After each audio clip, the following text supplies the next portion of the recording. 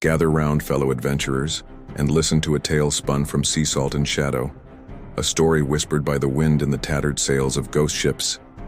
It's a legend of treasure beyond your wildest dreams, and a curse darker than the deepest ocean trench.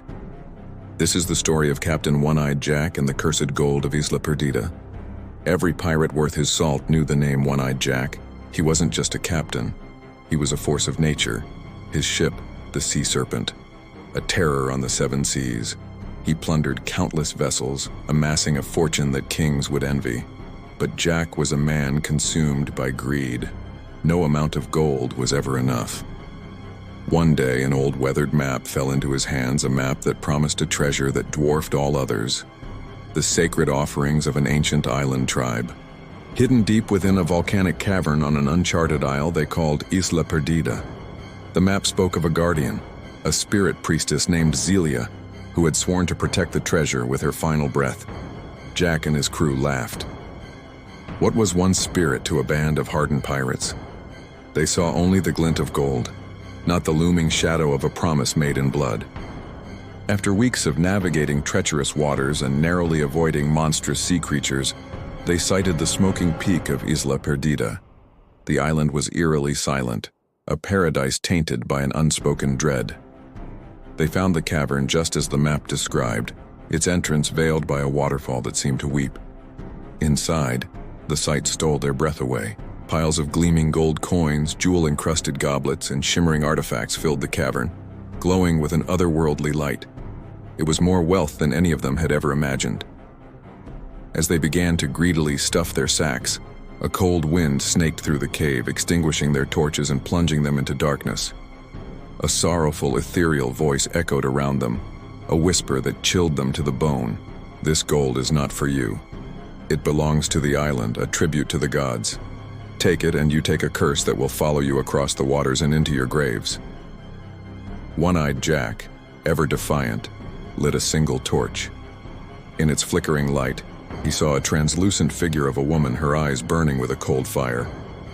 "We fear no spirits," he roared, his voice echoing with false bravado. "This gold is ours now." The crew, emboldened by their captain, ignored the warning and hauled the treasure back to the Sea Serpent.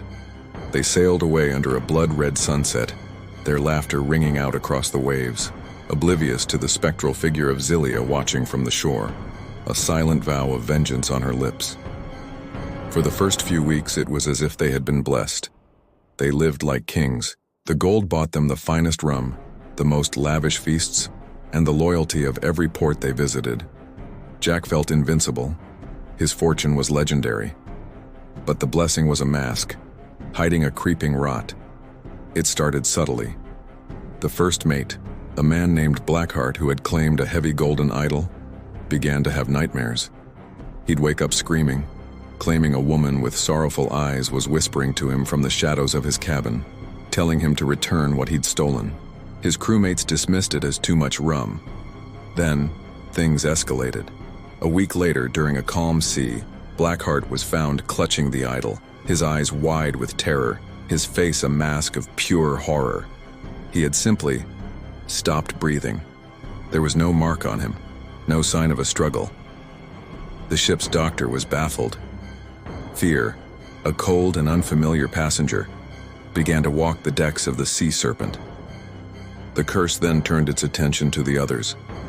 The ship's cook, who had taken a set of golden plates, went mad. He claimed the food he cooked turned to ash and sea salt in his mouth. He wasted away, a starving man on a ship laden with provisions, until he finally threw himself overboard, babbling about a woman's face in the waves. One by one, the crew who had touched the treasure from Isla Perdida met grim and bizarre fates. Some were plagued by hallucinations, seeing specters in the ship's rigging. Others were struck by sudden, unexplainable illnesses. The ship, once a vessel of triumph, became a floating asylum of paranoia and death. The gold itself seemed to mock them. The coins would sometimes feel ice cold to the touch, and the men swore they could hear faint, sorrowful whispers emanating from their treasure chests at night. The laughter had long since died, replaced by fearful glances and muttered prayers. One-Eyed Jack, barricaded in his cabin with the lion's share of the treasure, refused to believe in the curse. He called it mass hysteria, a weakness of his men. But even he wasn't immune. He began to see her. Zelia. Her reflection would appear in the polished gold of a goblet, her sorrowful eyes staring back at him. He'd hear her voice on the wind, a constant, mournful accusation. His grip on reality started to slip.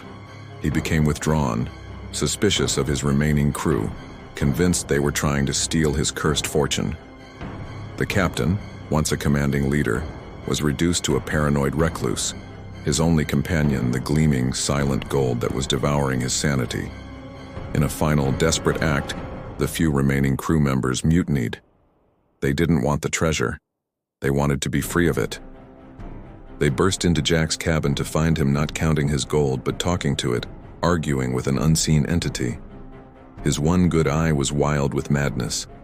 He fought like a cornered animal, but his strength was gone. The mutineers overpowered him, bound him, and took control of the sea serpent. Their plan was simple: return the treasure to Isla Perdida and beg the spirit for forgiveness.